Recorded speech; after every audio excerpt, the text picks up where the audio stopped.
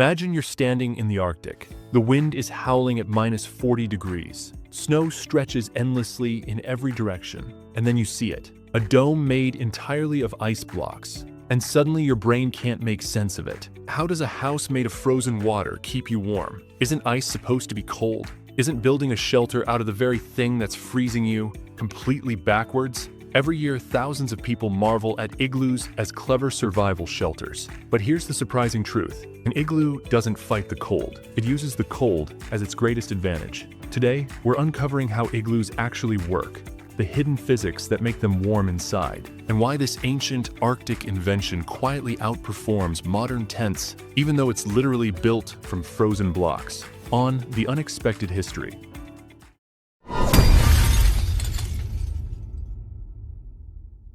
Let's start at the beginning. For most of human history, the Inuit people of the Arctic didn't have wood, brick, or conventional building materials. They had ice, snow, and temperatures that could kill you in minutes. Traditional igloos weren't permanent homes. They were temporary hunting shelters, built in hours when caught far from camp.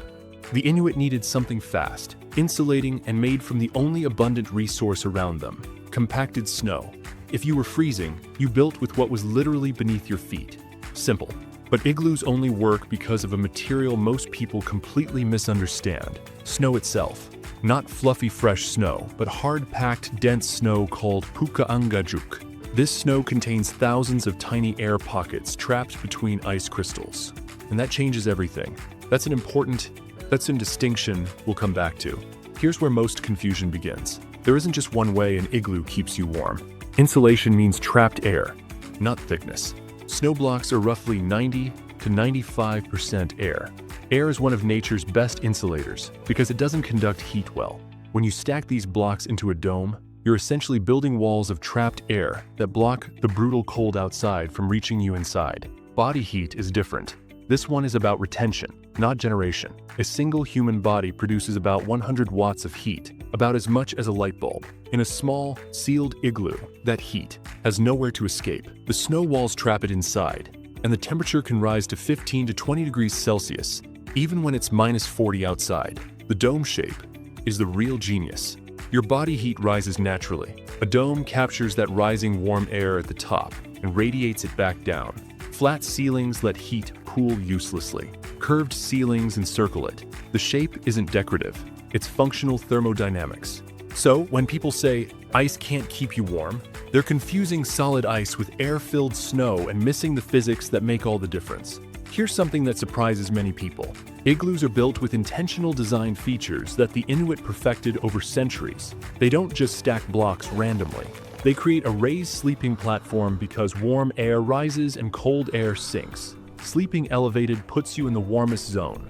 They built a cold sink entrance below floor level. Cold air is heavy. It flows downward through the entrance tunnel and stays trapped there, never reaching the living space above.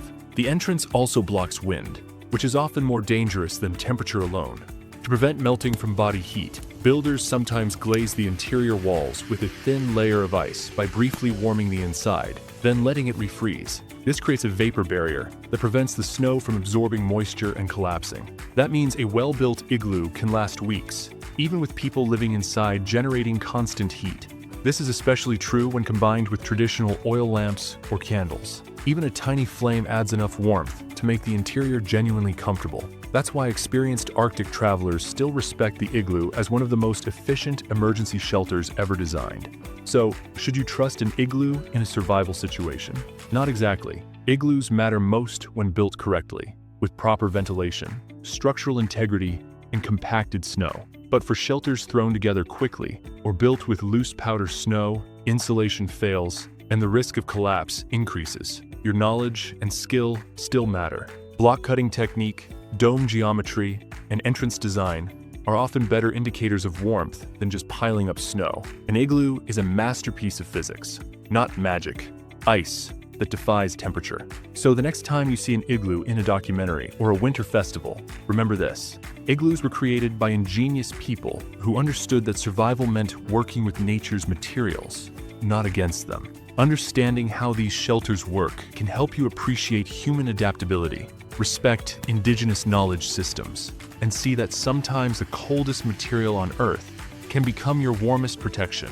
If this surprised you, give the video a like and share it with someone who thinks ice is just cold. And subscribe to The Unexpected History for more hidden stories behind everyday things. Because sometimes the most frozen structures hide the most warming truths.